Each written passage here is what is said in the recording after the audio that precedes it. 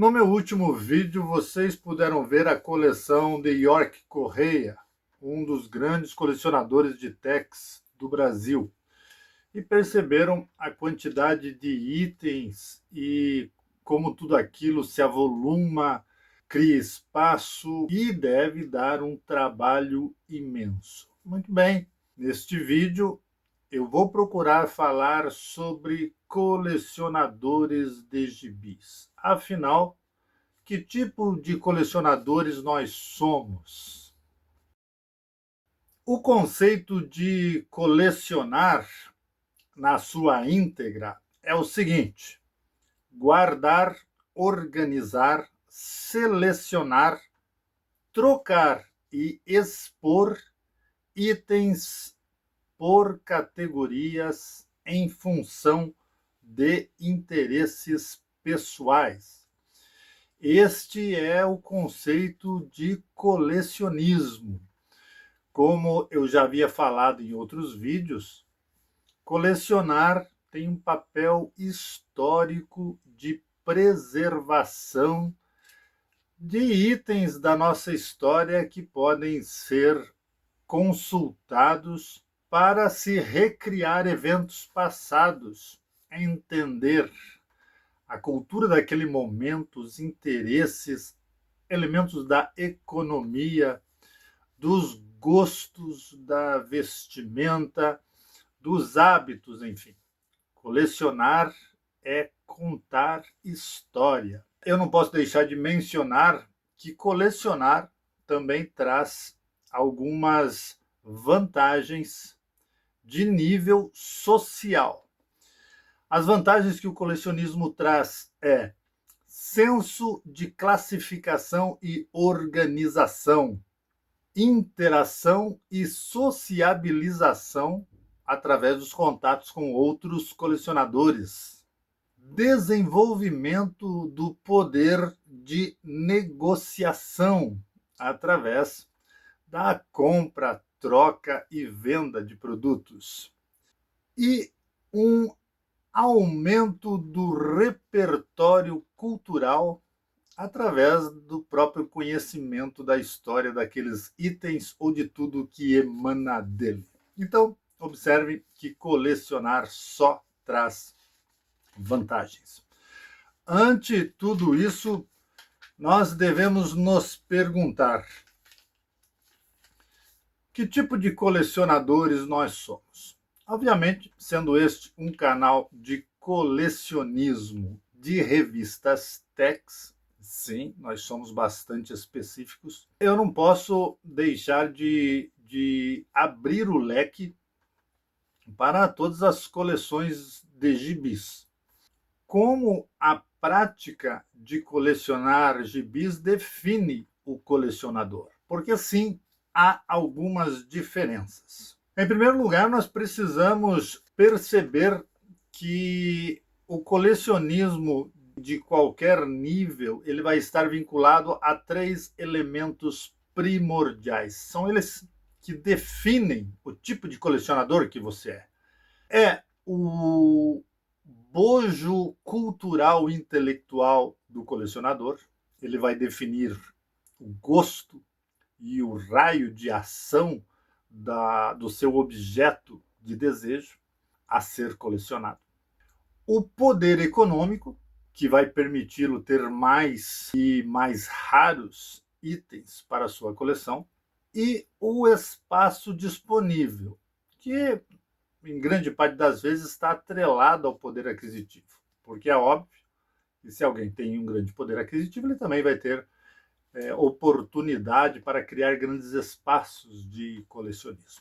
Em se tratando de livros, este tipo de coleção se chama bibliofilia.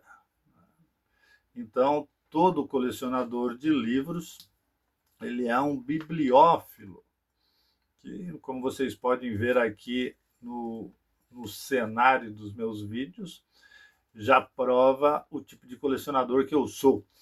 E as revistas em quadrinhos podem ser um ramo da bibliofilia. Então, podemos colocar tudo no mesmo grupo. Então, nós somos colecionadores bibliófilos e, dentro deste conceito, nós podemos ainda subdividir-nos. Quando se fala em bibliofilia, pensa-se logo em ler os livros. Como o livro foi criado, foi pensado, foi impresso e revolucionou o mundo para ser lido, absorver conhecimento, é natural que se pense isso. O mesmo sendo herdado para os quadrinhos. Mas nem sempre isso é assim. Há colecionadores que os têm pela sua raridade, pelo seu valor histórico, e não querem lê-lo ou não podem lê-lo em se tratando de obras antigas de outras línguas. Vamos imaginar aí um colecionador, um bibliófilo que tenha várias bíblias e que seja ateu. Ele pode ter lido uma delas, provavelmente ele é um historiador para ter essa intenção de colecionar bíblias de vários países e de várias épocas. Então ele deve ter um conhecimento bíblico como historiador e, portanto, leu uma ou duas, mas certamente não lerá as outras e as terá, porque o que interessa é ter uma amostra de períodos e de estruturas físicas editoriais produzidas em suas épocas. Isto é o colecionismo, que nós podemos dizer o colecionismo histórico, embora esse termo seja praticamente redundante. Colecionar é fazer história, é juntar história. Então, consumir o produto colecionado nem sempre é real. Vamos imaginar a filatelia, que coleciona selos, e você não vai usar os selos para mandar cartas. Não se manda mais carta hoje em dia, mas a filatelia continua firme e forte. A numismática, a coleção de moedas antigas, elas não têm mais validade, não dá para ir comprar pão. No entanto, elas são colecionadas. Então, livros e gibis não são diferentes disso. Não é porque eles possam ser lidos que eles devam ser lidos, e mais, que o colecionador tenha sequer interesse em lê-los. Um colecionador que queira colecionar gibis pela sua estrutura estética, pela sua importância editorial de uma determinada época, ele pode nem gostar daquelas histórias e nem gostar daqueles personagens. Este não é o ponto. O ponto é ter aquela amostra da expressão cultural de um tempo, não consumi-lo como lazer. E é exatamente esse aspecto que tem dividido o público colecionador de quadrinhos. Então, hoje, eu divido os colecionadores de gibis em dois grandes grupos. Os colecionadores leitores, que priorizam o colecionismo, e os leitores colecionadores, que priorizam a leitura. Isto vai mudar completamente a dinâmica do colecionismo e, infelizmente, trazer até certas rusgas entre os dois grupos, por falta de compreensão. E é exatamente por isso que eu estou gravando este vídeo, para mostrar que colecionismo é uma coisa ampla e que pode ser praticado segundo os interesses do colecionador, sem necessariamente ser motivo de atrito, de diatribes, de críticas ofensivas de uma ou de outra parte. Não se trata de ser o colecionismo certo e ser o colecionismo errado. Não é nada disso. É apenas formas de entender o colecionismo, e para cada uma delas, quem o faz está certíssimo e deve continuar fazendo. Mas vamos entender esses dois grandes grupos. Os colecionadores leitores, aqueles que valorizam mais, priorizam mais o colecionismo, que é o meu caso, eles têm as seguintes características. Valorizam edições raras e antigas, portanto, papel velho faz parte do colecionismo desses colecionadores. Eu até brinco dizendo que colecionadores leitores já nascem imunes à rinite alérgica, porque mexer com papel velho é praticamente inevitável. Esses colecionadores tendem a agregar um grande número de itens, porque é de seu feitio preservar as coleções completas. Para esse tipo de colecionador, não existe a hipótese de ter coleções incompletas. Eles as têm, porque nem todas são fáceis de completar, mas o objetivo máximo é completar do número 1 ao último, e ele vai expender todos os esforços para isso, sem se importar se a editoração da época era feia, se a história é boa, isso não interessa. O que interessa é ter preservado em seu acervo a coleção completa. Você pode ver que no vídeo do York ele mostra todas as coleções completas. Isso é típico de um colecionador leitor. Obviamente, esse tipo de colecionador não tem a prioridade de leitura. Para ele, ler não é o mais importante. O mais importante é possuir e preservar. E outra característica desse tipo de colecionador é que ele está disposto a gastar significativas somas de dinheiro atrás de suas obras. É difícil ver um colecionador desses reclamando de valores. Ele até pode reclamar, mas ele vai comprar de qualquer jeito. Às vezes ele até reclama para não ficar o diferentão entre o grupo, mas ele certamente vai pagar o preço que for pedido. Inclusive em grupos especializados de colecionadores de gibis, colecionadores que eu classifico como colecionadores leitores, é proibido, uma das regras do grupo é proibido contestar valores. A pessoa oferta e se você não estiver de acordo com aquele valor, você simplesmente não compra e não faz juízo algum de valor sobre o preço que ele está colocando no item dele. Quem faz o preço é o vendedor. Compra quem quer. Achar caro não está na regra. Essas são as principais características do colecionador leitor. Agora vamos ver o outro grupo, que é o de leitor colecionador. A característica deste grupo está na leitura como entretenimento. Para este grupo, ler é um entretenimento que deve ser buscado. É difícil para este grupo ter alguma coisa que não deseja ler. Para este grupo, isso não faz sentido. O objetivo do seu colecionismo é ter o prazer da leitura.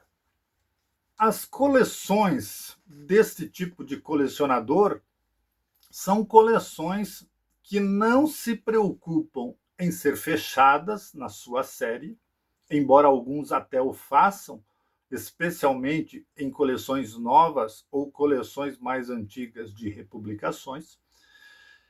Mas esse não é o objetivo principal.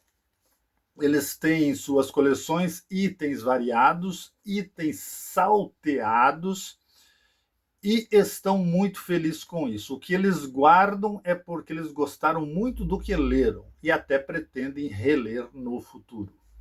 Este tipo de colecionador prioriza material moderno, e aí eu também brinco com a rinite. Brincando, é claro, entendam a brincadeira, por favor. Este tipo de colecionador já nasce com rinite e tem horror a papel velho.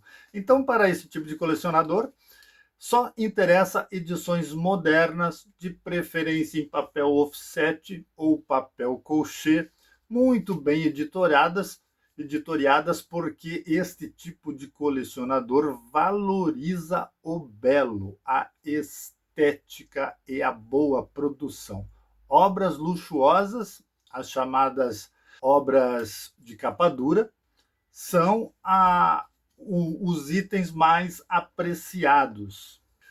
Então, este grupo de colecionadores terá uma coleção que pode ser extensa. Nós não estamos aqui nos referindo que são colecionadores que possuem poucos números de gibis, não. Eles possuem grandes quantidades também, porém, dentro deste conceito: material moderno, material bonito, de preferência luxuoso, e material salteado, material diversificado. Esse tipo de colecionadores, eles não se preocupam em seriar as suas coleções. Muito bem, a diferença desses colecionadores ela é tão importante que, recentemente, na história do colecionismo Tex, houve um embate bastante grande entre ambas as vertentes. E eu me refiro aqui à mudança de formato e mudança de numeração do Tex mensal, que a Mitos, sabiamente, acabou tentando atender os dois grupos.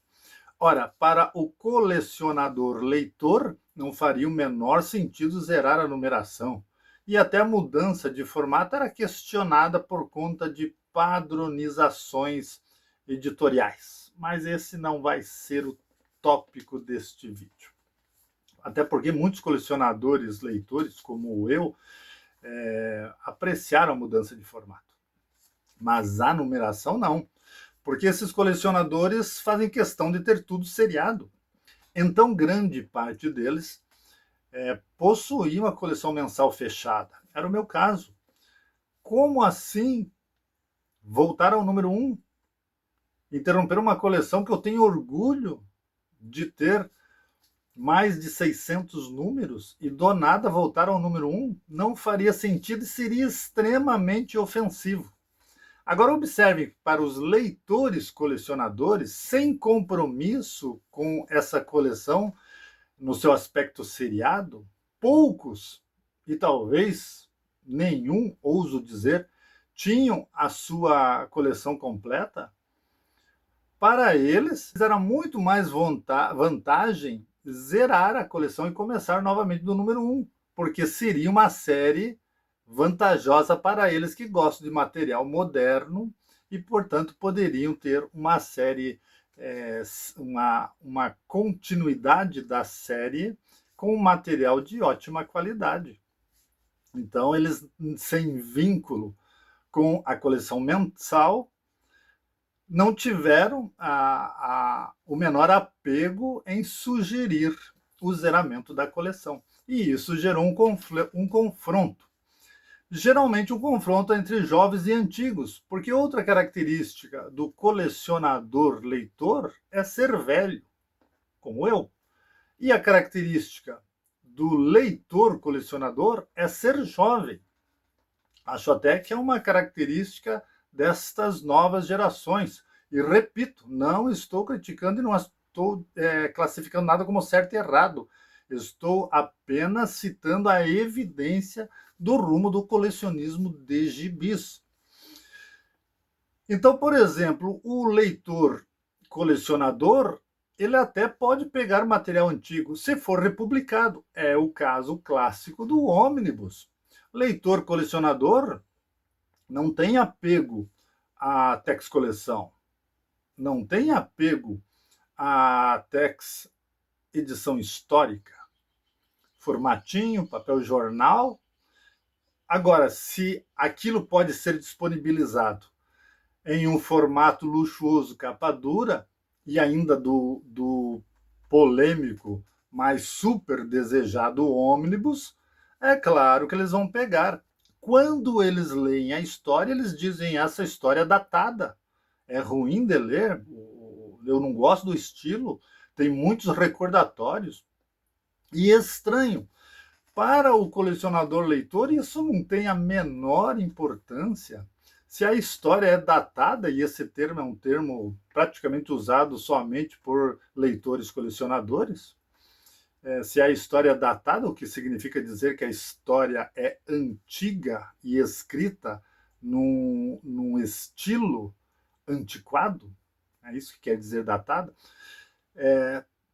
Para o colecionador leitor, isso não tem a menor importância, e é até interessante, porque registra um momento histórico da vida editorial do personagem, trazendo um elemento diferente que vai poder ser objeto de pesquisa, falando de como era o estilo literário de cada época. Para nós, isso é a vantagem.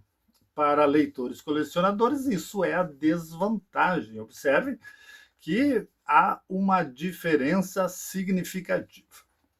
E esta diferença vai gerar um outro aspecto, motivo de treta, para usar a linguagem atual, que não traz benefício algum e, consequentemente, tem causado cisões, aborrecimentos, algo desnecessário para um movimento tão bonito que é o movimento do colecionismo. Eu estou me referindo especialmente à questão das críticas com relação a preços. Então, eu já ouvi todo tipo de coisa. E uma delas é o cara que compra as republicações é burro. O cara que tem a coleção e compra o ônibus daquilo que já tem é burro. Como assim é burro? Ele quer ter, ele tem condições de ter, nada mais justo do que tenha. Ele gosta daquilo e por gostar quer ter. Isso é motivo de crítica? Ah, mas é que é muito caro. Até parece que é o crítico que paga, gente. Nós temos que ter certa parcimônia. Daí surge um outro termo, que é o termo lombadeiro. Recentemente, eu conversando aí nos grupos, eu falei, gibis de lombada quadrada, pela regra do conservadorismo, tem que ser guardados na vertical, um do lado do outro. Consequentemente, ficar com a lombada exposta é inevitável. Olha os meus livros, lombadas quadradas, essa é a regra. Na expressão pejorativa, eu já entendi, a expressão pejorativa lombadeiro significa o cara que compra, geralmente ônibus, só para ter na estante, porque fica bonito. E se fosse?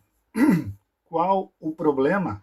Porque eu vejo muitos críticos de ônibus estarem loucos para comprar o seu ônibus. Então, se eu quero algo e não posso comprar, eu não preciso ficar jogando terra em cima. O que geralmente não se faz é entender que economia de colecionismo se dá por estratégia de consumo.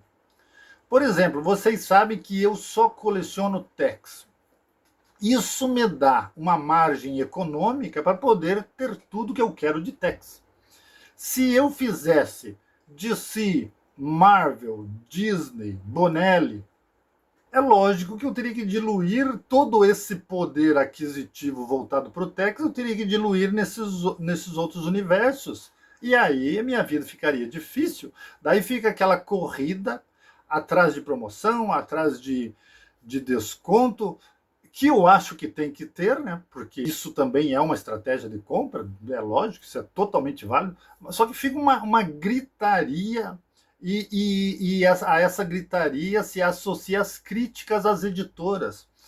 A editora, ela está fazendo uma estratégia abusiva de lançar no mercado uma infinidade de títulos. Se você questionar a editora a respeito disso, ela vai se sair muito bem dizendo assim, ó, nós oferecemos uma diversidade de produtos pensando em todo tipo de consumidor. Não obrigamos ninguém a comprar tudo. Só que eles não dizem que se comprar é melhor. Então, é claro, cabe à editora fazer isso e cabe a nós ter parcimônia de compra. Então, se você está com dificuldade econômica para comprar todos os seus títulos, por que não questionar a validade de ter tantos títulos? E se um outro companheiro está comprando os seus ônibus, ou compra só ônibus, felicitações a ele, vamos ficar felizes, vamos aproveitar o fato dele ter bastante ônibus e até aproveitar para pesquisar através dele, né? Ô amigo, você que tem os ônibus aí, me responde isso, é o que acontece comigo, né? Leitores colecionadores que formam conteúdos, às vezes pecam por não conhecer a coleção, por não tê-las na íntegra. E não raro, eu sou questionado acerca disso. Oh, você sabe me dizer quando essa aventura saiu em Tex Coleção, porque eu não tenho Tex Coleção, ou em Tesouro, porque eu não tenho Tesouro, ou eu tenho no Tesouro, mas queria saber se saiu no mensal ou se saiu no coleção. Esse tipo de perguntas tem respostas certas, porque alguém está colecionando tudo. E aí a importância do colecionador leitor. Então nós podemos se ajudar ao invés de ficar tecendo críticas. Eu espero que eu tenha contribuído com este vídeo e não lançado mais elementos de cisão. O meu objetivo é congraçar, unir, dizer que você, leitor colecionador, é tão importante quanto qualquer colecionador leitor. Apaziguar os ânimos, né, pessoal? Vamos nos respeitar. Chega de incomodar vocês com essa conversa. Eu espero ter contribuído. Vou escrever um artigo sobre isso e publicá-lo assim que eu puder nos sites que me dão a honra de contribuir com material. Coletive Arts, site Tex Brasil e o grupo do Facebook Tex Wheeler. E deixem aí nos comentários se esse vídeo foi útil, ou se discordam de mim, ou se concordam. Vamos conversar, gente, vamos conversar. Eu acho que conversando tudo se entende, tudo se resolve. Forte abraço, até o próximo vídeo.